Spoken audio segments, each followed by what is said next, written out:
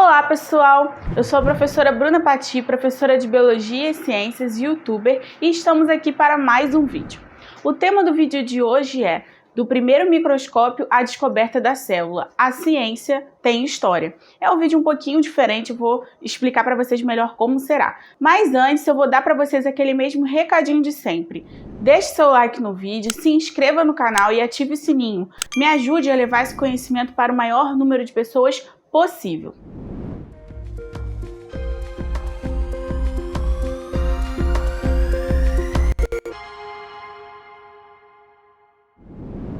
O tema do vídeo de hoje é do primeiro microscópio à descoberta da célula, a ciência tem história. Hoje nós vamos abordar o ramo da biologia que a gente chama de citologia, que é a área da biologia que vai fazer o estudo das células. Porém, nós não vamos falar de células inicialmente propriamente dita, né? O conceito de células, as organelas citoplasmáticas, os tipos de células que existem nesse vídeo, tá? Nós vamos falar num próximo vídeo. No vídeo de hoje eu vou introduzir vocês nesse mundo da citologia e eu vou introduzir de uma maneira diferente, contando um pouquinho da história da ciência. Então, quais foram as descobertas que levaram à elucidação, por exemplo, da teoria celular, que é a teoria que diz que todos os seres vivos são formados por células. Como que surgiu o primeiro microscópio, como que esse instrumento foi se desenvolvendo ao longo da história, entre outros assuntos.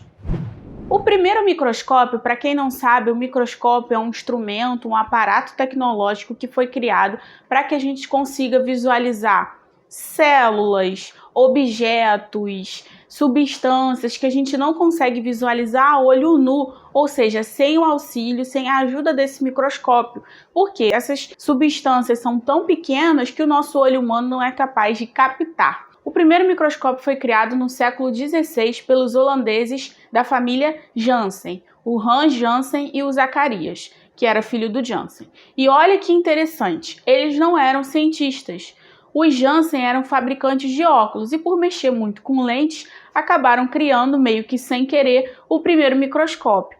Eles descobriram que duas lentes montadas e alinhadas em um tubo formariam um instrumento que seria capaz de fornecer aumento de objetos e de outras substâncias. Vai aparecer para vocês aí agora a imagem desse primeiro microscópio, que a gente diz que foi o primeiro microscópio composto criado. E por que a gente fala que ele é um microscópio composto? Porque ele é formado por duas lentes. Tá aparecendo no desenho para vocês, vocês podem perceber que tem uma lente, né? Você tem um tubo e duas pontas. Em uma das pontas você tem a lente ocular, que é a que vai no olho da pessoa que está fazendo a observação, e a outra é a objetiva, que vai ficar lá no objeto. E a gente multiplica a resolução das duas e tem a resolução total, o aumento total que a gente vai ter nesse microscópio.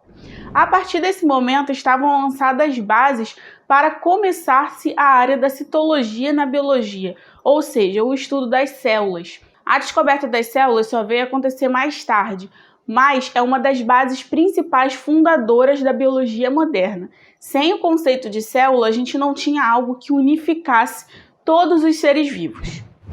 Já no século XVII, o holandês Antonie van Leeuwenhoek criou outro microscópio, que é o primeiro microscópio simples que a gente tem notícia. E olha que interessante, assim como o Janssen, que era um fabricante de óculos, o Leeuwenhoek não era cientista, ele era um vendedor de tecidos. E ele criou esse instrumento para conseguir verificar a qualidade dos seus tecidos. Ele queria aumentar de tamanho as fibras do tecido para ele verificar a qualidade do que ele estava vendendo. Então ele criou esse microscópio que vai aparecer aí na tela para vocês, que é o primeiro microscópio simples. A gente diz que é um microscópio simples porque ele é formado por uma única lente, diferentemente daquele outro que a gente viu que parecia até uma luneta mesmo, né? Esse não. Esse, como que ele é formado? Ele é formado por uma placa de metal e com um orifício onde vai se encaixar a lente. Ele tem uma hastezinha e aí ele conseguia, né, mexer na altura dessa haste e verificar o que ele queria. Inicialmente ele fez a observação dos seus tecidos, foi para isso que ele criou esse objeto, mas depois ele pensou o seguinte: bom, já que eu consigo aumentar a resolução dos meus tecidos, eu devo conseguir aumentar a resolução de outras coisas que eu quero visualizar. Então, mesmo sem ser cientista, o Leeuwenhoek começou a fazer investigações, começou a fazer observações. Ele pegava espermatozoide, gota de sangue. Ele pegava a saliva das pessoas e analisava, fazia desenhos. Inclusive vai aparecer para vocês aí agora um desses desenhos que ele fazia.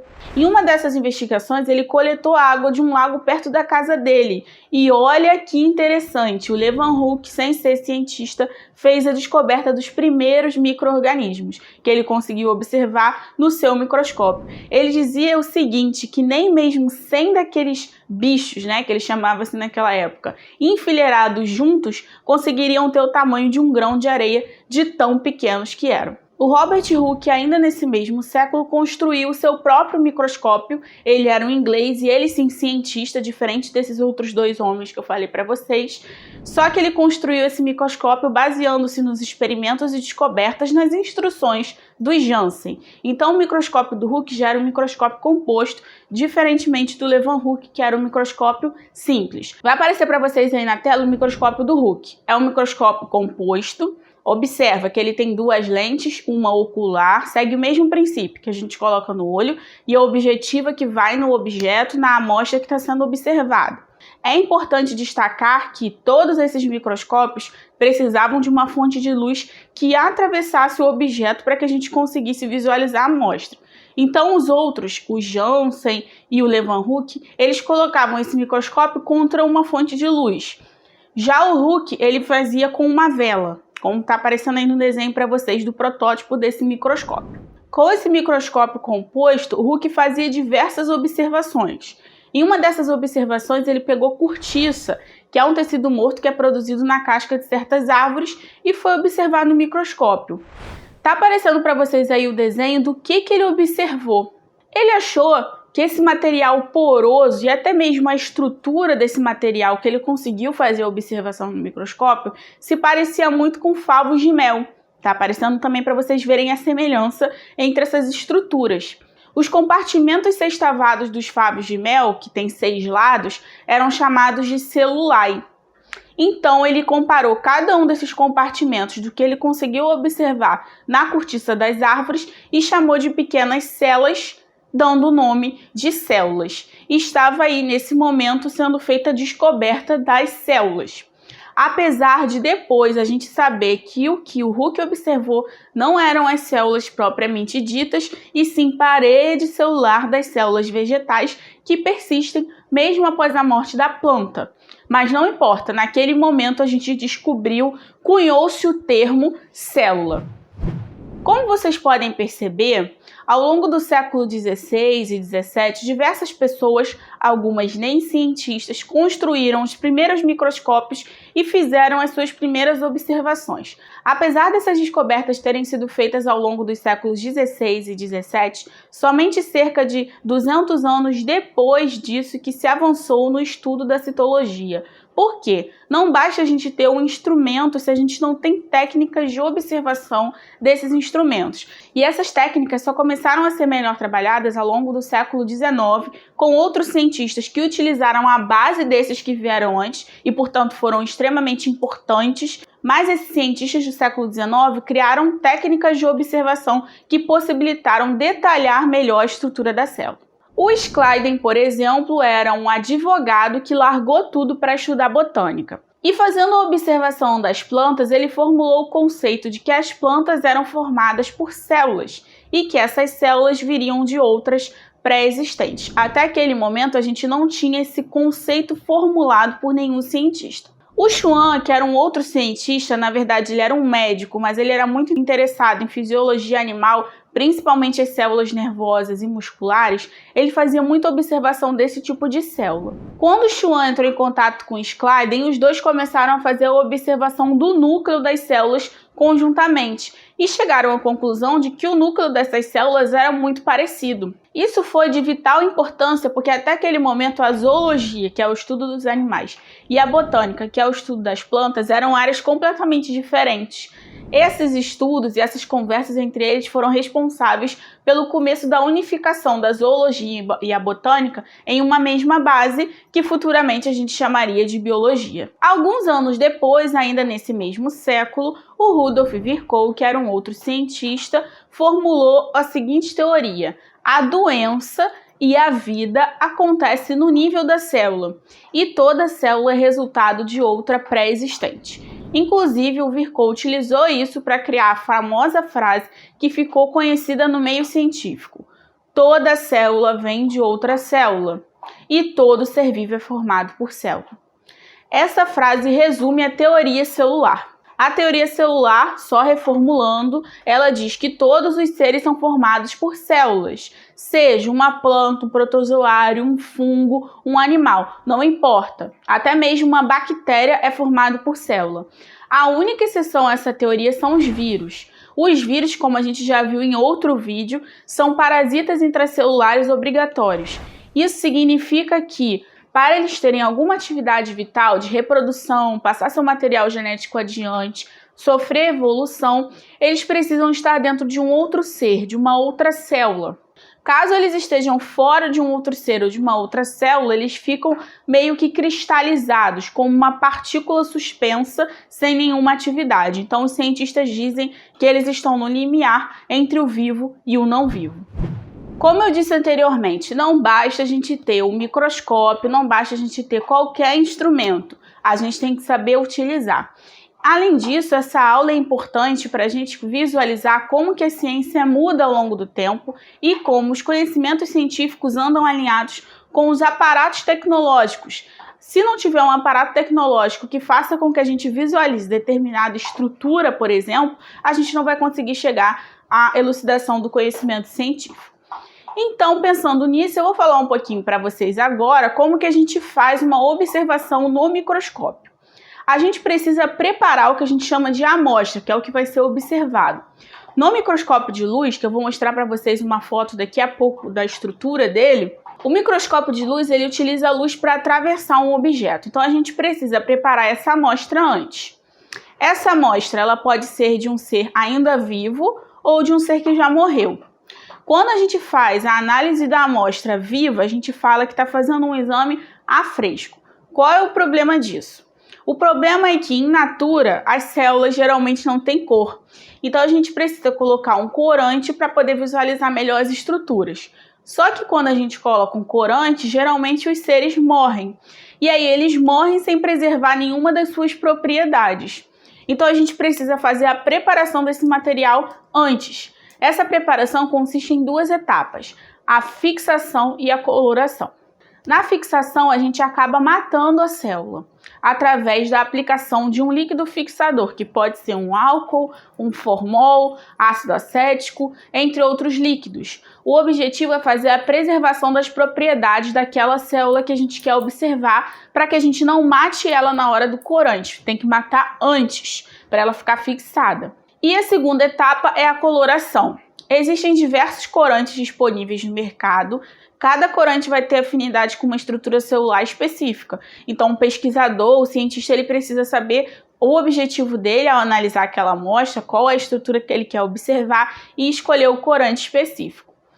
Só que, mesmo com corante, essa amostra precisa estar cortada muito fina e ter algum grau de transparência, porque a luz precisa atravessar essa amostra. Existe até um aparelho que vai aparecer para vocês, que é o micrótomo, que em laboratório a gente usa para fazer cortes de fatias muito finas para a gente conseguir visualizar no microscópio. E o corante também tem que deixar algum nível de transparência para que a luz consiga atravessar. Então a gente vai pegar a nossa amostra, colocar numa lâmina, tá aparecendo todo esse conjunto para vocês agora, numa lâmina de vidro fina, colocamos a amostra.